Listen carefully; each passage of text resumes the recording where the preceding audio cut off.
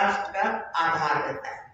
आप देखेंगे कि जो बच्चा जब पैदा होता है तो माँ ही उसे पालती है, पोसती है, खिलाती है, बढ़ाती है, उंगली से चलना सिखाती है, स्कूल भेजती है, तो माँ ही सब कुछ है।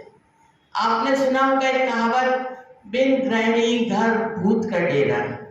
जहाँ पर महिलाएं नहीं रहती वहां घर कैसा रहता है, बिल्कुल सिस्टमेटिक नहीं रहता, कुछ चीज इधर पड़ी रहती उधर पड़ी रहती है, सब इस चीज को जानते हैं। तो महिला घर में रहेगी तो घर स्वर्ग के समान रहता है, ये अपन सब जानते हैं। अब मैं आती हूँ पहले की बात।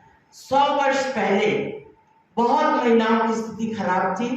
अमेरिका में जब देखा गया कि महिलाओं को गुलामी सहनी पड़ रही थी, तो फिर महिलाएं सामने आई और अपने अधिकारों के लिए लड़ना उन्हें शुरू किया। उन्होंने जो बचपन में जो विवाह होते थे, बाल विवाह, उस पर रोक लगी, यौन शोषण पर रोक लगी, और वे समाज के मुख्य धारा में जोड़ने के लिए अपने अधिकारों के लिए लड़ना उन्हें शुरू किया।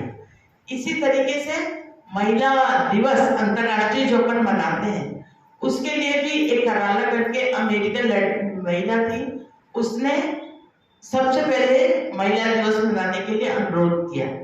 कम से कम 12-15 हजार लेडीज जो काम करती थी, वह काम के समय को, घंटों को तय करने के लिए और अच्छा वेतन प्राप्त करने के लिए वे सड़क में बाहर आई और उन्हें हड़ताल शुरू करी, और उसी के चलते उनको मताधिकार का अधिकार मिला और समान वेतन का अधिकार मिला।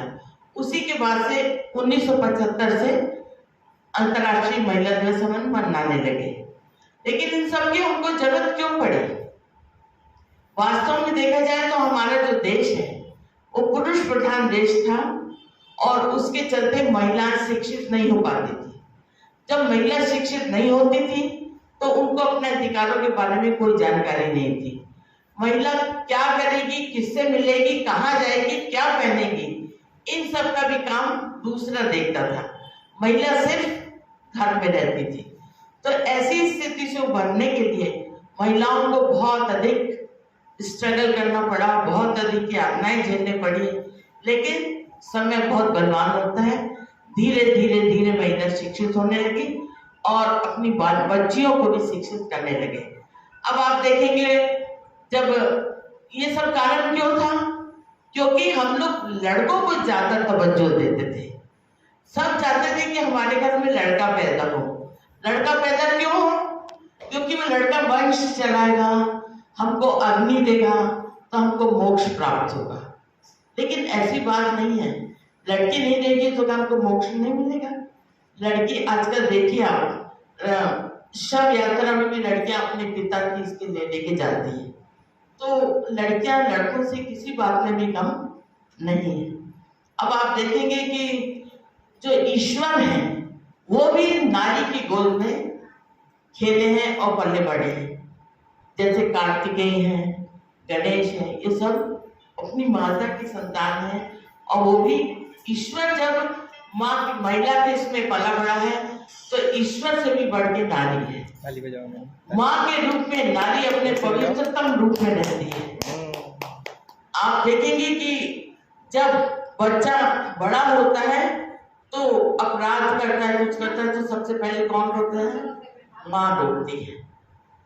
माँ ही सब कुछ है, इस चीज को हमको मान के चलना चाहिए। अब धीरे धीरे अपन महिला सशक्तिकरण के उसमें आते हैं।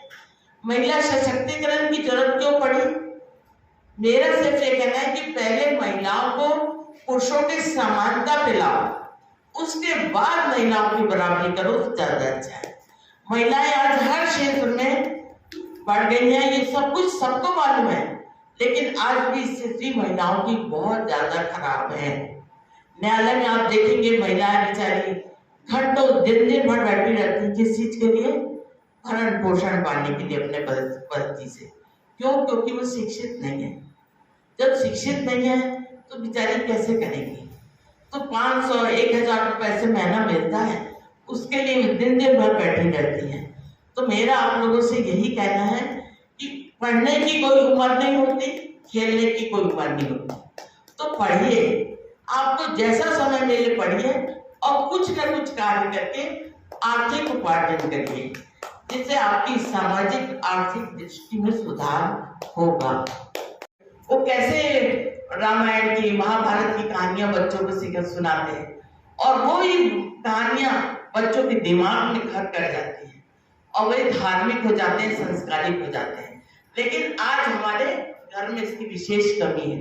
हमारे घर में बच्चे अकेले रहते हैं, कोई आया रहती है, जो आया अपने जो उसका बॉयफ्रेंड रहता है उसके साथ मस्त रहती बात करने में। यहाँ तक कि दिल्ली का एक मैं आपको उदाहरण बताती हूँ। मेरी ही रिश्तेदार सर्विस में जाती थी, उसने एक आया रखी थी अपनी लड़की के लिए, और जब वो 11 बजे ऑफिस जाती थी तो जो आया थी वो अपने बॉयफ्रेंड को वहां बुला लेती थी। वो लड़की भूखी प्यासी पलंग में पड़ी रहती थी, गिर जाती थी, उससे उसको कोई मतलब नहीं रहता था। तो ये सब चीजें यदि वही उसके दादा दादी रहते तो कितने प्यार से उस बच्चे को संभालते। तो आप लोग इस चीज को ध्यान से सोचिए कि जो जिन माँ बाप ने हमको पाला पोसा, आज हम उनको वृद्धाश्रम में डाल रहे हैं, उनको कैसा लगता होगा। इसलिए उनको रखिए, वो आपके काम आएंगे। कभी आपको सब्जी की जरूरत पड़ी तो लोग सब्जी ले आएंगे, कभी आपको जो जरूरत पड़ी वो घर की देखभाल करेंगे। इसलिए मेरा सिर्फ आप लोगों से यही अनुरोध है कि संयुक्त परिवार जो है कि यदि महिला कह रही है कि हम पति के साथ अलग रहेंगे तो फौरन तलाक का ऑर्डर कर दिया जाता है, क्योंकि कोई भी न्यायाधीश ये नहीं चाहता कि माँ बाप से अलग बच्चा रहे। इसलिए आप लोग को भी ध्यान देना चाहिए। और मैंने बहुत ज्यादा बोल दिया, इतना कहकर मैं अपना स्थान ग्रहण करती हूँ। धन्यवाद।